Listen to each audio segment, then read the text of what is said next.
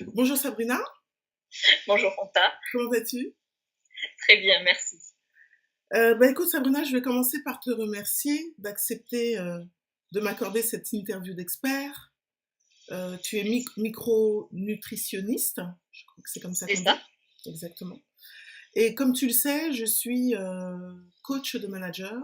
Je les accompagne à faire pétiller leur parcours professionnel. Et effectivement, au cours des missions de coaching que j'ai avec les managers, il est souvent question de problématiques liées au temps, liées à leur activité sportive, liées à leur profession également, hein, la façon dont ils accompagnent leurs propres collaborateurs ou les relations qu'ils peuvent avoir avec leur hiérarchie. Et il m'arrive, j'ai envie de dire assez fréquemment, d'évoquer la question de l'alimentation, très souvent liée au sport. Et c'est la raison pour laquelle je souhaitais interviewer une experte en la matière. Et je pense que tu es bien placée pour te présenter. En quoi consiste ton activité et qui es-tu? Donc, moi, j'aide les femmes à améliorer, on va dire, leur bien-être, leur santé ou leur performance grâce à une alimentation qui leur fait du bien et qui leur correspond. Donc, c'est pas en appliquant le même programme à tout le monde, donc ça va vraiment être très, très personnalisé. Très bien. Et pour cela, donc, j'utilise la micronutrition, qui est en fait une vision de la nutrition dans laquelle on ne va pas juste regarder les quantités de calories qu'on va absorber Très bien. ou les quantités de protéines ou de graisse, Mhm. mais on va plutôt regarder la qualité de l'assiette, notamment sa richesse en minéraux, en vitamines, en certains acides gras essentiels. Mhm. Et on va faire le lien entre donc, ce que la personne mange et son état de santé, sa forme, son humeur et ses performances. D'accord. Donc c'est important parce que une alimentation qui va être équilibrée pour toi, par Mhm. exemple, Mhm. ça ne sera pas forcément la même, ça ne sera pas forcément équilibré pour moi parce que j'ai un métabolisme différent, Différent. j'ai une activité différente, etc. D'accord. Il y a deux choses qui m'interpellent dans ta réponse. La première, c'est, tu nous dis, tu accompagnes les femmes. Mais les bonhommes aussi ont besoin d'être Oui, accompagner sur oui. ces questions-là. Quelle est la différence entre l'accompagnement d'un homme et l'accompagnement d'une femme en micronutrition? Donc, je dirais que c'est la même chose. Après, c'est plus pour moi parce que effectivement, je me sens peut-être plus proche.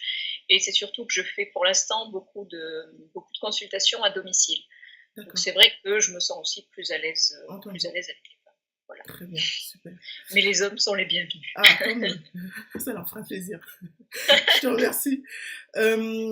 La deuxième question que je me pose suite à ta réponse, c'est en lien avec la performance, hein, parce que moi, c'est effectivement les managers, lorsqu'on évoque la question de l'alimentation, elle est souvent liée à leur bien-être au travail, leur humeur au travail, et leur performance au travail. Ils ont des Oui. journées extrêmement longues, très stressantes. Et d'ailleurs, c'était l'objet de ma question suivante.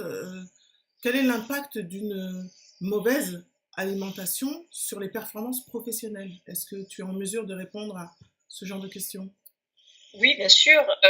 L'alimentation a effectivement un impact sur notre motivation déjà, sur notre envie de nous lancer dans de nouveaux projets, ou encore notre capacité à gérer le stress.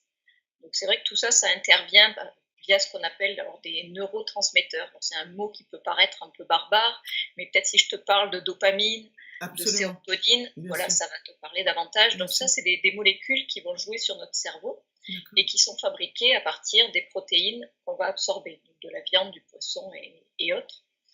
Et si on ne consomme pas suffisamment de protéines ou pas au bon moment, effectivement, on peut avoir du mal à à se motiver, à se mettre dans de nouveaux projets.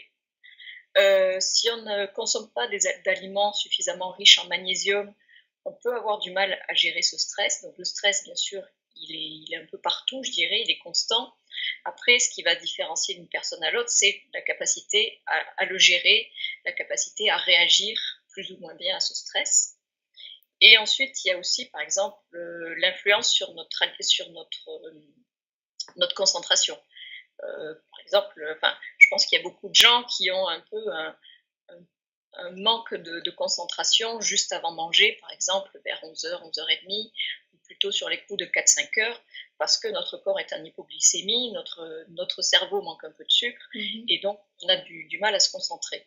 Donc il y a vraiment un lien étroit entre l'alimentation et comment on est au quotidien. D'accord. Chez les femmes que tu accompagnes, comment se manifeste ce manque de concentration, ce manque de motivation? Comment ça se manifeste? Comment est-ce qu'elles t'en parlent? Le manque de concentration, je pense que les gens qui subissent, enfin qui le vivent, alors soit c'est régulier, du coup finalement on n'y fait pas trop attention, on dit bon voilà, il y a des heures où on sera moins efficace, où on va commencer à papillonner un peu de droite et de gauche.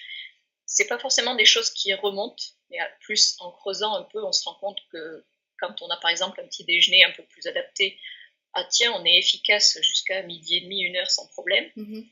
Et pour la motivation, c'est des fois des gens qui se demandent s'ils n'ont pas un peu un état dépressif, entre guillemets, où ils disent, et voilà, il y a des périodes où j'ai envie de rien, j'arrive pas à me motiver le matin, je me lève avec des pieds de plomb, et alors que le travail leur plaît, quoi. Mais voilà, il y a un manque vraiment un manque d'énergie, quoi. Un manque de se dire, j'ai envie de rien. Et ça, clairement, ça peut être dû à notre alimentation. D'accord. Moi, j'entends beaucoup parler de burn-out. Il m'arrive parfois d'entendre les managers que j'accompagne me dire « Ah oui, mais là, j'ai frôlé le burn-out. » Ok.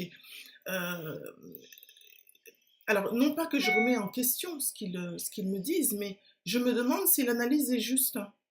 Si justement, c'est pas lié, si c'est pas plutôt lié à un manque d'énergie, plutôt que d'évoquer le burn-out, et si ce manque d'énergie n'est pas lié effectivement à un problème d'alimentation.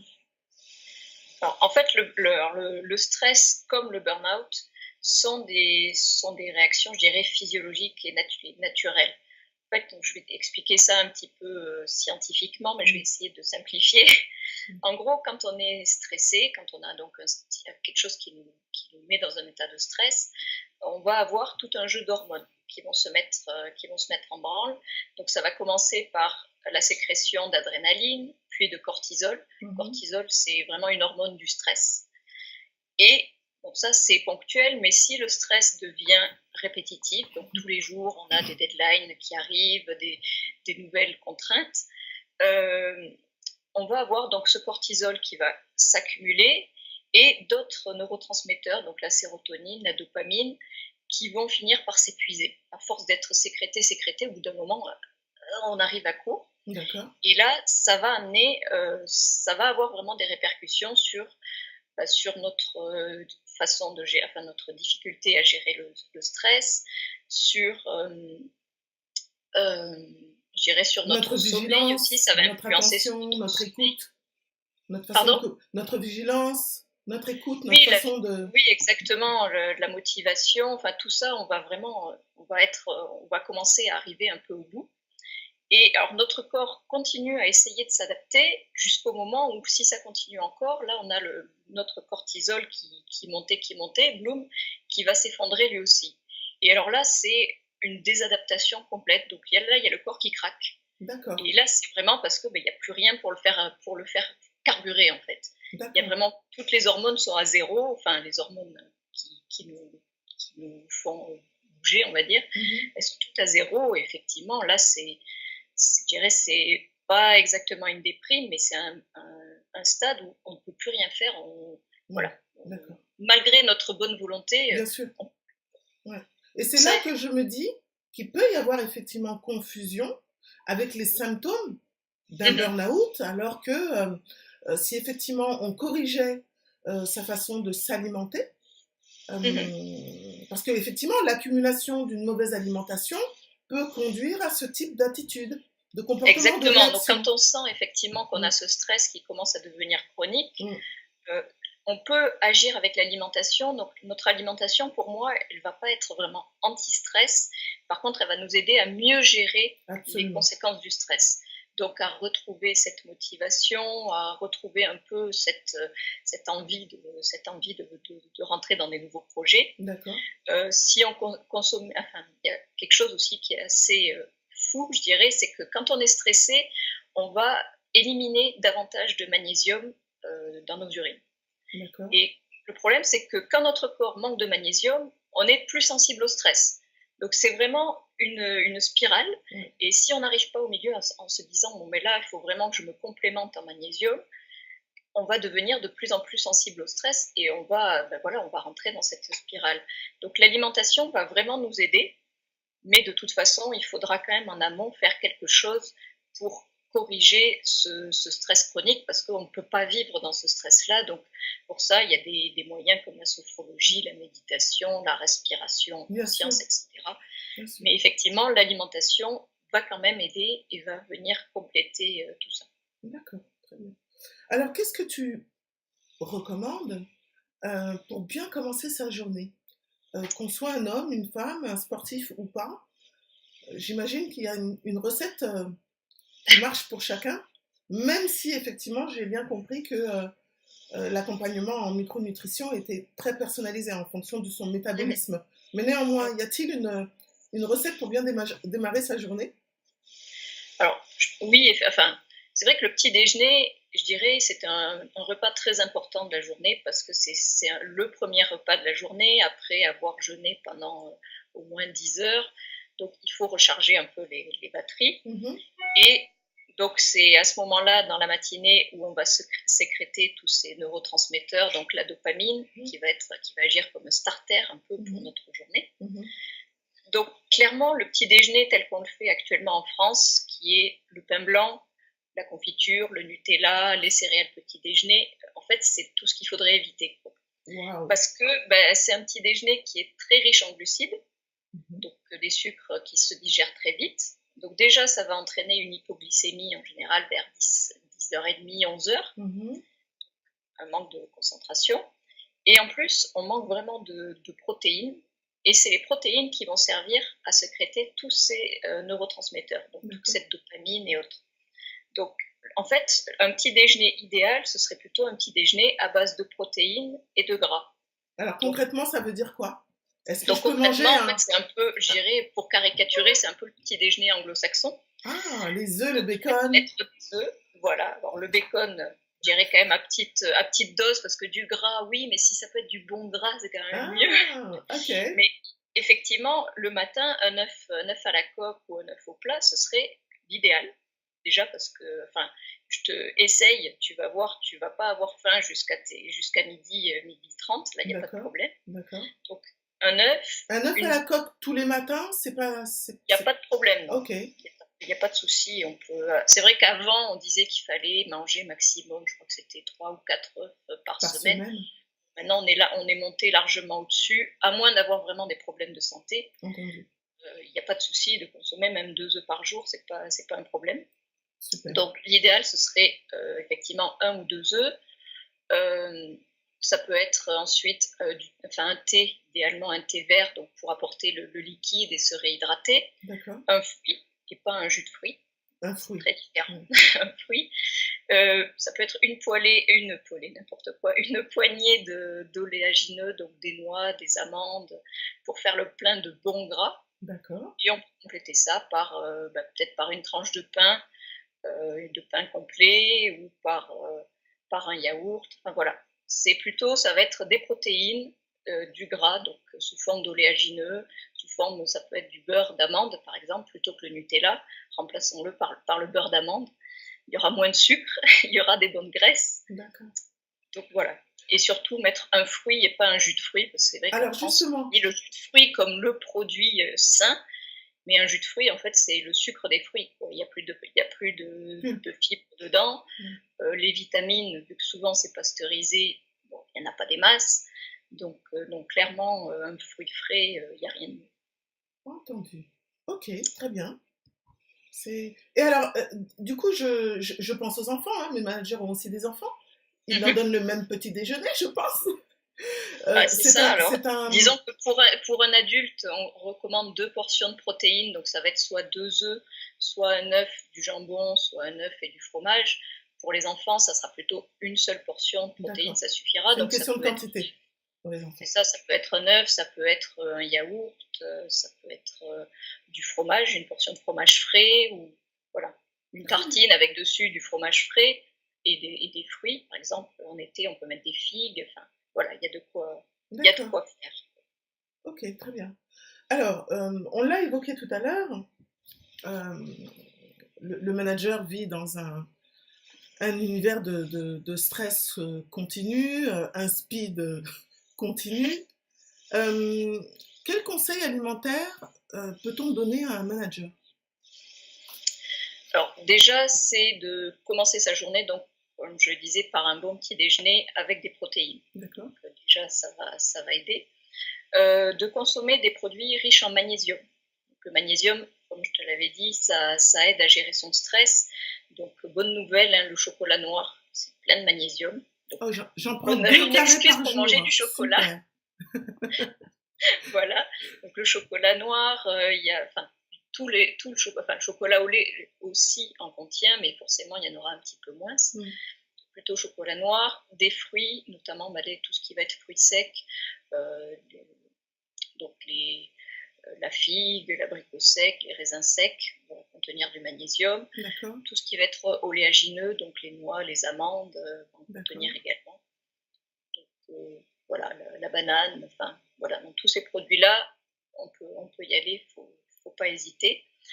Ensuite, des oméga 3 aussi. Donc les oméga 3, c'est un type d'acide gras qui va être très utile pour un peu pour nourrir, je dirais, notre cerveau et nos neurones. Donc les oméga 3, on va les trouver dans les poissons. Enfin, ce type d'oméga 3, on va le trouver dans les poissons gras. Donc le saumon, le thon et les poissons qu'on a tendance à oublier comme les sardines et le maquereau, qui sont des plus petits poissons, qui auront l'avantage d'être moins chargés en métaux lourds. Le problème, c'est qu'on pollue tellement notre environnement. Mais justement. Voilà, les poissons qui sont utiles à notre santé, il ne faut surtout pas en consommer 3 fois par semaine, parce que sinon on se charge le foie avec des métaux lourds. Donc les petits poissons, donc les sardines et les maquereaux, en contiennent un peu moins vu qu'ils sont en début de chaîne alimentaire. D'accord. Voilà. Très bien. Okay. Et puis ensuite, des fruits et légumes, parce que ça va être plein d'antioxydants et ça va vraiment... Enfin, le stress occasionne beaucoup de stress oxydatif aussi. Et donc ça va venir compenser. Exactement. D'accord. Et le repas du soir, qu'est-ce que tu recommandes? Alors, le repas du soir, plutôt léger. En fait, léger, pourquoi? Parce que ça va nous permettre de mieux dormir. Donc, quand je dis léger, c'est d'éviter les produits, enfin les viandes, autant que possible, et d'éviter les produits trop gras. Donc, le fromage, c'est vrai que c'est moins bien le soir parce qu'on va mettre plus de temps à le digérer et ça va un peu gêner notre sommeil. Donc plutôt un régime, je dirais, un repas végétarien avec des protéines végétales, des légumes à volonté, peut-être des céréales, un produit céréalier si on a un peu faim. Et voilà, plutôt l'orienter type végétarien. D'accord. Alors la question que je me pose en t'écoutant, c'est je me dis mais comment associer le plaisir à l'alimentation, hein, le verre de vin rouge, la bonne viande justement. Alors oui, quand ils sont dans le speed comme ils sont, évidemment le repas du midi est plutôt négligé ou bâclé, on n'y fait pas très attention et puis on se dit ce soir on prendra le temps de dîner correctement et le correctement veut souvent dire une bonne viande. Oui, c'est le problème. Alors, je dirais que l'alimentation doit rester un plaisir. C'est pas parce qu'on parle d'alimentation saine que tout de suite il faut voir le poisson à l'eau et les légumes à la vapeur. Voilà, il y a quand même moyen de se faire plaisir en mangeant sain, peut-être en jouant avec des épices, en jouant avec le mariage des saveurs, en mettant de la couleur dans son assiette. Mais effectivement, le verre de vin rouge, je dis c'est très bien. En plus, c'est plein d'antioxydants, donc allez-y, faites-vous plaisir, c'est bon pour la santé. Excellent. Voilà. Après, la viande, effectivement, si on n'en mange pas le midi, le soir, on a envie d'en manger, mais dans ce cas, plutôt préférer les viandes blanches, qui sont quand même moins grasses, plus faciles à digérer, et gardez votre viande rouge, votre bon steak pour le dimanche midi, le samedi midi. Après, on n'est pas obligé d'être trop cadré tout le temps. Il faut se laisser des moments où on se fait plaisir, où on se fait un petit apéritif. Toujours pareil, un apéritif, c'est pas obligé d'attaquer le saucisson et puis les petits crackers. On peut se dire, tiens, on fait un apéritif avec des petites tartines avec du houmous, avec des petits légumes trempés dans des sauces un peu sympas. Voilà, il y a quand même des choses. Alors, ça peut paraître, je sais qu'il y a des gens, les hommes notamment, disent, moi, si on m'enlève mon fromage, mon saucisson, alors c'est pas l'enlever, mais c'est y aller doucement, quoi. Faut que ça reste un plaisir, mais voilà, c'est comme quand on dit le chocolat c'est bien, mais si on peut s'arrêter à 2 carrés, c'est peut-être mieux que d'avaler toute la plaquette. Tout va être une question de dosage. Entendu, c'est bien noté. Je te remercie pour cette réponse. Alors, mes managers, mais pas seulement eux, hein, sont souvent sportifs. Marche à pied, course à pied, natation, des activités qui les aident à se défouler. Quel est l'intérêt, selon toi, d'associer sport et alimentation? Parce que, effectivement, quand on fait du sport, on ne se nourrit du coup plus de la même manière. Alors, c'est vrai que pour moi, le sport est très important. On a tendance à dire que l'alimentation est notre première médecine, et moi je dirais, et le sport notre deuxième. D'accord. En fait, quand on fait du sport, donc ça va activer notre métabolisme et on va métaboliser donc les sucres et les graisses différemment. C'est-à-dire qu'on va plus les brûler plutôt que de les stocker. Donc faire du sport, c'est justement, on a tout bon. Ça va aider aussi à prévenir un peu le vieillissement cellulaire. Donc vraiment, le sport et l'alimentation, pour moi, c'est les 2 piliers d'une vie en bonne santé. D'accord. Et après, bon, les seules choses qui vont changer, si on fait beaucoup de sport, vraiment, si on le fait de façon intensive, effectivement, il va falloir adapter son alimentation pour être sûr de couvrir tous ses besoins. Mais là, je dirais, ça va vraiment être au cas par cas, en fonction du sport et en fonction de la fréquence de l'activité sportive. Voilà, de la fréquence. Ouais. Pour quelqu'un qui va faire du sport 1 fois, 2 fois par semaine, bon, il n'y a pas de raison de modifier son alimentation, c'est juste que des fois, on va dire, tiens, on va manger plus tard parce qu'on a la séance de sport qui finit à 21h. En général, on mange rarement avant parce que pour éviter d'être lourd. Donc, dans ce cas, on va dire, n'hésitez pas à prendre un encas à 4-5 heures. D'accord. Et puis, comme ça, à manger plus tard. D'ailleurs, le fait de prendre un petit encas vers 4-5 heures, c'est justement plutôt positif. Donc, quand je parle d'encas, ça va être justement un fruit, 2 carrés de chocolat et puis une poignée d'oléagineux. Il ne faut pas hésiter, si on a faim, il vaut mieux prendre un petit encas plutôt que d'attendre le repas du soir et de sauter sur le paquet de chips. Bien sûr. Mais Sabrina, j'ai découvert que tu étais une grande danseuse, que la danse était une passion chez toi. Tu pratiques la danse tous les jours? Alors non, j'ai ralenti, disons qu'avant, oui, j'en faisais 4-5 fois par semaine. Maintenant, j'en fais moins, mais par contre, parce que bon, au bout de 30 ans de danse, j'avoue que mon corps commence à me le faire sentir. D'accord. Donc par contre, je me suis mis au yoga, au pilates. D'accord. Donc voilà, ce qui me permet de faire 3-4 fois du sport dans la semaine quand même. D'accord, et justement, 3-4 fois de sport par semaine, tu peux nous parler un petit peu de ton... J'aime pas ce terme régime alimentaire, mais voilà, comment tu organises tes repas? Comment tu t'y prends? Alors, effectivement, c'est une organisation, parce que quand on a sa journée de 10 heures de boulot minimum, plus le sport le soir, pour arriver à caser les repas, parce qu'en plus, moi, c'est vrai que j'adore cuisiner, donc je cuisine beaucoup. D'accord. Je dirais que c'est une organisation. Donc, par exemple, déjà, quand je fais les courses le samedi, on fait les courses 1 fois par semaine, en général, je prévois ce que je vais manger pour le reste de la semaine. C'est-à-dire, voilà, tel jour, j'ai envie de faire tel plat, etc. Comme ça, je vais déjà acheter tout ce dont j'ai besoin. D'accord. Pour éviter d'arriver, de me dire, tiens, je veux faire des lasagnes et j'ai pas de pâtes. Ok, classique. C'est classique, voilà. Donc, en général, j'essaie de prévoir au moins ça. Et ensuite, donc, par exemple, moi, je fais beaucoup de légumes, et c'est vrai que des fois, les légumes, c'est un peu long à cuisiner. Donc, ce que je fais, c'est que je les achète surgelés et découpés. Je les achète pas, ils sont pas préparés, okay. Mais enfin, ils sont pas cuits, okay. Mais ils sont au moins découpés, voire épelés. Donc ça me permet, quand j'ai vraiment pas le temps, de mettre mes légumes à cuire, de faire une petite sauce avec, et ça va déjà beaucoup plus vite. D'accord. Et ensuite, j'essaie de m'organiser à l'avance. C'est-à-dire que les soirs où j'ai rien, où j'ai un peu plus de temps, je vais lancer un plat qui va cuire pendant, on va dire, une demi-heure, 3/4 d'heure. Par exemple, ça peut être un curry, ça peut être un wok ou autre, qui va cuire quand même un certain temps. Ouais. Donc, je vais lancer la cuisson, et pendant que ça cuit, je vais préparer une salade, ou je vais faire réchauffer un plat que j'avais préparé la veille. D'accord. Donc je prépare toujours au moins une journée à l'avance, ou 2 journées à l'avance. D'accord. Ou alors en grande quantité, comme ça je peux mettre au frais ou au congélateur, et je fais réchauffer quand j'ai vraiment pas le temps. Je rentre le soir, il est 10h, et qu'il faut que je peux pas me permettre de cuisiner encore 1 heure pour manger. D'accord. Okay. Voilà, donc c'est de l'organisation, mais on y arrive.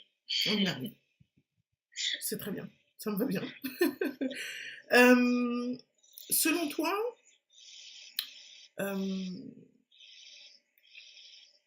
que faire pour développer des habitudes saines? Imagine que mon manager décide effectivement de se prendre en main, il change ses habitudes, mais son challenge, ça va être effectivement de les garder, ces bonnes habitudes. Qu'est-ce que tu préconises? Disons que je dirais, déjà, il ne faut pas vouloir tout faire en même temps. Parce que quand on est dans ses habitudes, on est dans sa zone de confort. Donc forcément, dès qu'on va vouloir en sortir, c'est inconfortable, comme son nom l'indique. Donc il faut y aller doucement. Donc je dirais un pas après l'autre. Déjà commencer de se dire, tiens, je vais déjà commencer à prendre un bon petit déjeuner. Donc commencer, voilà, jusqu'à ce que ça rentre un petit peu dans les mœurs. Ensuite, se dire, bon, là, je vais essayer de mettre un peu plus de légumes. Donc, commencer à regarder des recettes pour ajouter plus de légumes au quotidien dans son alimentation. Et ainsi de suite. Donc, c'est vraiment je dirais, par petits pas. Une fois qu'on a pris une habitude, ok, on va pouvoir continuer et en prendre d'autres. Pas vouloir tout chambouler du jour au lendemain. Et puis, je dirais, ne pas hésiter à se faire accompagner, parce que le problème, c'est que sur Internet, moi, j'ai des gens qui viennent me voir, qui disent « Ah ben moi, je veux devenir végétarienne. » Donc, j'ai commencé à regarder sur Internet, mais il y a tout partout, il y a tout et son contraire, je suis perdue. Bien sûr. Donc, effectivement, alors c'est pareil, c'est un changement d'habitude. Il y a quand même des règles un peu à suivre pour pas faire n'importe comment, pour pas risquer d'avoir des carences ou d'avoir faim et de craquer. Enfin, donc voilà, être suivi, des fois, ça peut juste donner l'impulsion, donner le chemin à suivre. Et même la cadence, oui. Voilà, voir la cadence, effectivement, et de se dire, voilà, si ça met 6 mois pour changer un peu mon alimentation, ça met 6 mois, c'est pas grave, quoi, on a toute une vie. Donc, bien sûr. Puis tous les jours, on en fera, enfin, voilà, on va se dire, tiens, là, j'ai découvert de nouvelles recettes, tiens, j'ai découvert des nouvelles saveurs. Voilà, c'est aussi se laisser le temps de découvrir, de tester. On ne va pas tout réussir du premier coup, parce que les personnes qui cuisinent que des pâtes et du riz à longueur de temps, commencer à cuisiner un peu plus de légumes, les premiers résultats ne seront peut-être pas une super réussite, mais c'est pas grave, il faut persévérer, quoi. Absolument. Jusqu'à ce qu'on se fasse vraiment plaisir, et voilà, quand on est dans le plaisir, je trouve que c'est beaucoup plus facile aussi de rester, de se mettre dans une nouvelle habitude. D'accord. Ce que j'entends dans ce que tu dis, c'est que quelle que soit la contrainte professionnelle, si on utilise l'ingrédient plaisir, on peut apprendre, en se faisant accompagner par quelqu'un comme toi, à composer des repas équilibrés qui vont nous permettre justement de préserver son énergie, voire pas la gaspiller en tout cas, voire d'être performant dans ses relations professionnelles ou dans son engagement dans des projets professionnels. Ouais. Donc j'entends que c'est tout à fait possible, il faut juste se donner le temps qui va bien. Oui, et puis la motivation, je dirais, si on n'a pas de motivation, si on se dit juste, il faut que je le fasse parce que ma femme m'a dit que, ou non, ça peut pas marcher, quoi. Le premier moteur, ça sera nous, ça sera notre motivation. Je dirais, c'est un peu comme pour arrêter de fumer. Tout votre entourage va vous dire, il faut arrêter de fumer, ouais.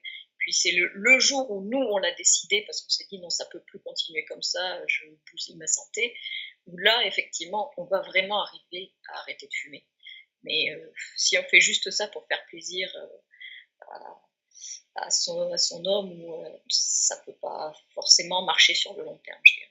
D'accord, très bien, c'est bien noté. Dis-moi, qu'est-ce qui t'a poussé à devenir une consultante en micronutrition? Alors en fait, c'est un peu compliqué. Disons que j'ai un parcours assez sinueux. Moi, j'ai toujours été passionnée par l'alimentation. Depuis que je suis jeune. En gros, j'ai un peu découvert la cuisine quand j'étais au collège, parce qu'à l'époque, on faisait encore des cours de cuisine. Et j'ai adoré ça. Et du coup, j'ai fait une école d'ingénieur en sciences de l'alimentation et en nutrition, parce que moi, je voulais développer des nouveaux produits alimentaires.